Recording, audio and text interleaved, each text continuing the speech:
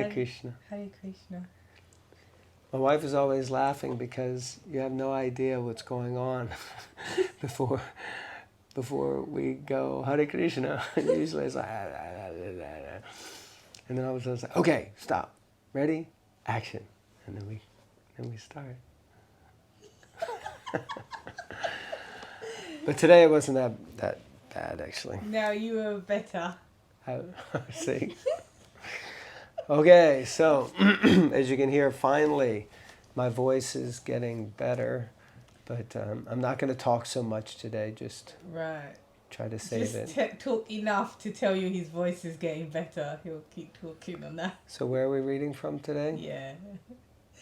Canto 3, Chapter 19, Text 31. The killing of the demon Hiranyaksha. Om Namo Bhagavate Vasudevaya. Om Namo Bhagavate Vasudevaya. Om Namo Bhagavate Vasudevaya. You just keep it low like that. Alright. Text 31. Sri Maitreya continued. After thus killing the most formidable demon Hiranyaksha, the Supreme Lord Hari, the origin of the boar species, returned to his own abode, where there is always an uninterrupted festival. Wow. That he's always having a party. Party, man.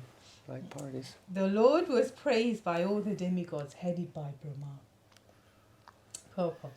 The Lord is spoken of herewith as the origin of the boar species. As stated in the Vedanta Sutra 1.1.2, the absolute truth is the origin of everything.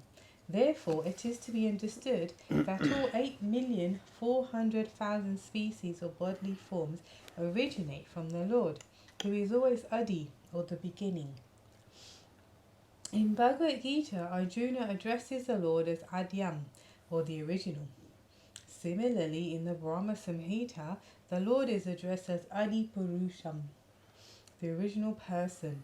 Indeed, in Bhagavad Gita, chapter 10, verse 8, the Lord himself declares, Mata sarvam pravartate, from me everything proceeds. Any thoughts? Or just carry on? Just continue. In this situation, the Lord assumed the shape of a boar to kill the demon Hiranyaksha and pick up the earth from the Garbha ocean. Thus, he became Adi Sukara, which means the original boar. In the material world, a boar or pig is considered most abominable. But the Adi Shukara, the Supreme Personality of Godhead, was not treated as an ordinary boar. Even Lord Brahma and the other demigods praised the Lord's form as a boar. All right. This verse confirms a statement in Bhagavad Gita that the Lord appears as he is from his transcendental abode for the sake of killing the miscreants and saving the devotees. By killing the demon Hiranyaksha, he fulfilled his promise to kill the demons and always protect the demigods headed by Brahma. The statement that the Lord returned to his own abode indicates that he has his own particular transcendental residence. Since he is full of all energies, he is all-pervasive in spite of his residing in Goloka Vrindavan.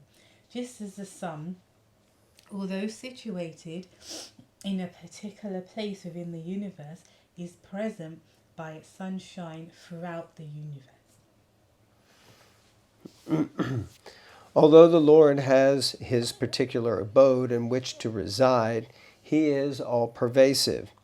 The impersonalists accept one aspect of the Lord's features, the all-pervasive aspect. But they cannot understand his localized situation in his transcendental abode, where he always engages in fully transcendental pastimes. Especially mentioned in this verse is the word akanditotsavam. Utsava means pleasure. Whenever some function takes place to express happiness, it is called utsava. Utsava, the expression of complete happiness, is always present in the Vaikuntha Lokas, the abode of the Lord, who is worshipable even by demigods like Brahma, to say nothing of other less important entities such as human beings. So we often call festivals Mahotsavas, so Maha Utsava, Maha Festival or Maha Happiness, like that.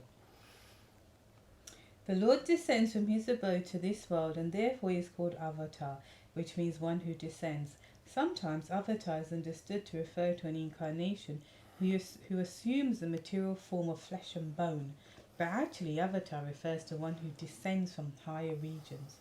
The Lord's abode is situated far above this material sky, and he descends from the higher position.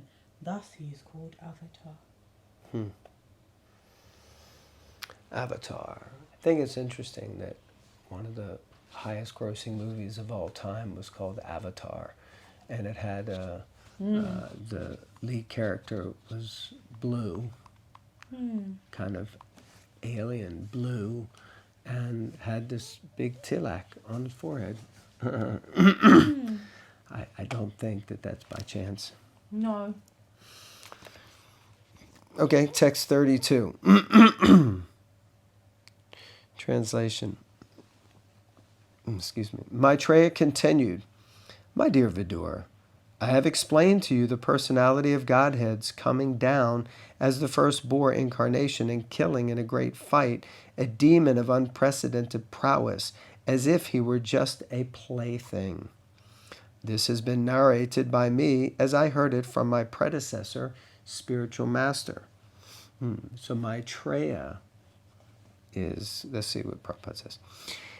Here the sage Maitreya admits that he explained the incident of the killing of Hiranyaksha by the Supreme Personality of Godhead as a straight narration. He did not manufacture anything or add interpretation, but explained whatever he had heard from his spiritual master. Thus, he accepted as bona fide the system of parampara, or receiving the transcendental message in disciplic succession. Unless received by this bona fide process of hearing from a spiritual master, the statement of an acharya or preceptor cannot be valid. So the important point that's being made here is parampara, or evam parampara praptam, as Krishna says in Bhagavad Gita. So things have to come in disciplic succession, and Prabhupada used to say, you simply just have to repeat what you have heard from the predecessor acharyas. There's no need to manufacture something new. Prabhupada also said that his disciples, especially Western disciples, that one of their biggest illnesses or challenges or shortcomings was that they always wanted to manufacture something new, always wanting to create something new, be different, something different. He said, simply you just have to follow what I've asked. And I think there's a famous quote, Prabhupada, on his last visit to Bury Place in London, to see Radhalandanishwar, or no, when he was leaving after the installation, and on the last day, and he said to Mother Jamuna, simply you follow what I've asked you to do, and worship the deity in the way that I've asked you, and it will be enough, it will be sufficient for you to go back to Godhead. So like that. Amazing. Oh, I thought that was the end of the purport, but it's not. No, it's the end of your purport. We'll continue still with Prabhupada's purport then. Jai Prabhupada. It is also stated here that although the demon Hiranyaksha was unlimited in prowess, he was just like a doll for the Lord. A child breaks so many dolls without real endeavour. Similarly, although a demon may be very powerful and extraordinary in the eyes of an ordinary man in the material world, to the Lord, killing such a demon is no difficulty. He can kill millions of demons as simply as a child plays with dolls and breaks them. I mean, it's not the best image. Children don't always break dolls, but like that, it's similar. The analogy is there. But often analogies are not perfect, right? So does that mean Prabhupada's analogy is not perfect? no, Prabhupada says that. If you want to try to find the quote, Prabhupada explains that analogies are not perfect. They're just the best ways to help someone understand an idea or principle that's beyond the grasp of material-minded senses. Anything else? No. Okay. Just read. Okay. Text 33. Sri Sutta Goswami continued. Okay, so now we've heard Maitreya. So this often happens at the end of a pastime, the narration, because within the narration, remember, within the narration, who was speaking? Brahma was speaking to the demigods. But actually, it's a conversation where Maitreya Muni was repeating what he had heard to Vidura. And all the while, Sutta Goswami is speaking to the sages of Naimisharanya about what he heard in the conversation of Shukadev Goswami and Parikshit Maharaj. So now, Sutta Goswami is speaking. My dear Brahmana, Kshata, Vidura, the great, Sri Sutta Goswami continued, my dear Brahmana, so he's speaking to Shaunaka Rishi. So he's addressing Shaunaka Rishi as Brahmana. My dear Brahmana, Shata Vidura, the great devotee of the Lord, achieved transcendental bliss by hearing the narration of the pastimes of the Supreme Personality of Godhead from authoritative source of the sage Kosharava, Maitreya, and he was very pleased. Purport. If anyone wants to derive transcendental pleasure by hearing the pastimes of the Lord, he must hear from the authoritative source as explained here. Maitreya heard the narration from his bona fide spiritual master, and Vidura also heard from Maitreya. One becomes an authority simply by presenting whatever he has heard from his spiritual master, and one who does not accept a bona fide spiritual master cannot be an authority. This is clearly explained here. If one wants to have transcendental pleasure, he must find a person with authority. It is also stated in the Bhagavatam that simply by hearing from an authoritative source with the ear and the heart, one can relish the pastimes of the Lord. Otherwise, it is not possible. Sanatana Goswami therefore has especially warned that one should not hear anything about the personality of the Lord from the lips of a non-devotee. Non-devotees are considered to be like serpents. As milk is poisoned by a serpent's touch, so, although the narrations of the pastimes of the Lord is as pure as milk, when administered by serpent-like non-devotees, it becomes poisonous. Not only does it have no effect in transcendental pleasure, but it is dangerous also. Lord Chaitanya Mahaprabhu has warned that no description of the pastimes of the Lord should be heard from the Mayavadi or impersonalist school. He has clearly said, Mayavadi Bhashya Sunile Hai Sarva Nasha. If anyone hears the Mayavadi's interpretation of the pastimes of the Lord, or their interpretation of Bhagavad Gita, Srimad Bhagavatam, or any other Vedic literature, then one is doomed. Once one is associated with impersonalists, he can never understand the personal feature of the Lord and his transcendental pastimes. Anyway, I have some things to say, but let's finish the purport. Sutta Goswami was speaking to the sages headed by Shaunaka, and therefore he addressed them in this verse as Dvija, twice formed. The sages assembled in Naimisharanya hearing Srimad Bhagavatam from Sutta Goswami were all Brahmanas, but to acquire the qualifications of a Brahmana is not everything. Merely to be twice born is not perfection. Perfection is attained when one hears the pastimes and activities of the Lord from a bona fide source.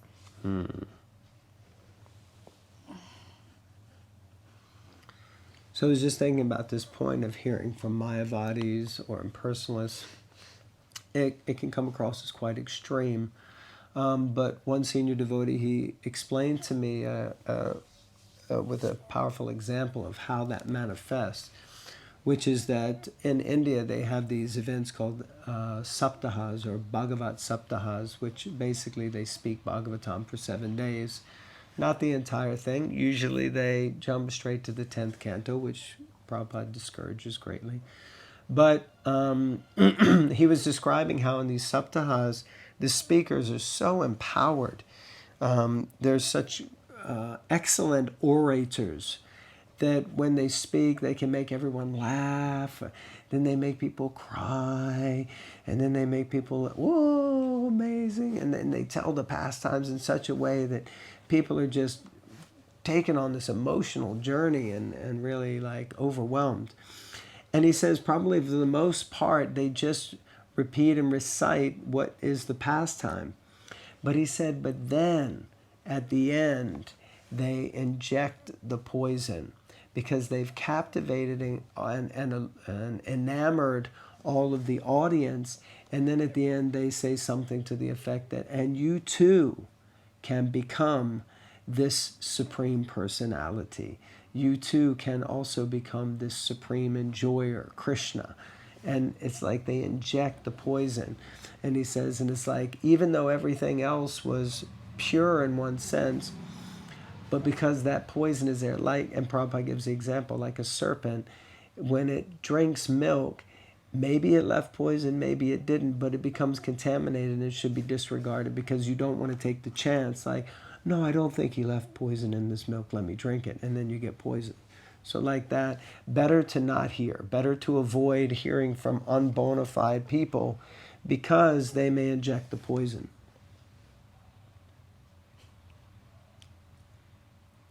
That's all I had to say. Yeah, because it's subtle, isn't it? Very subtle, yes. Yeah. Okay. It's great. Anything else? Yeah, it's subtle and it's interesting. I was on Instagram the other day. Everyone's getting on that. Well, I suppose I've been on it for a while. Maybe it's just me, but there's one guru. Sadhguru. And like I didn't realise it, so I just read the quote. Oh, that's interesting. That's a good quote. I never thought of that. And then I which devotee said that? And then I scrolled a bit up, and it was a Sadhguru. And then it's you have to be careful. Like people are just seeking, or they're just trying to, they don't realise the distinctions, and who is impersonalism and who's trying to lead you this way or that. So it can be subtle, I'm saying, in that way, because you put some fancy, especially social media. What is it? It's just little bursts of quotes or words or a word and a picture, and you're like, oh wow, yeah, that's spiritual. Yeah, and he's talking about a boat and the mind and this, and then you could go that way, and then before you know it, you're like, oh, you're down a path that it may not be hard to get you back from, Yeah, I mean, that reminds me that, the idea of the airplane. Prabhupada said that if, two planes are flying parallel, but one is off an inch, then after some time it's off a mile, and then it's off miles. So it's like that. So we start just a little bit off, and then it goes. So Krishna consciousness is a razor's edge. Too much, too strict that way, and it cuts, it draws blood. Not strict enough in this way, it doesn't cut at all. So it has to be balanced. So, but the point is, the warning is there. We should not hear from unbona fide sources like that. Okay, so we'll conclude here. Thank you all very much. Grantaraj Srimad Bhagavatam Ki Jai. Don't forget about the YouTube channel. Yeah, it's in I think it's down there. That's it now. Okay. Is that... I catch it. Oh, okay. No, I'll have to put it in. Thank you very much. Hare Krishna. Hare Krishna.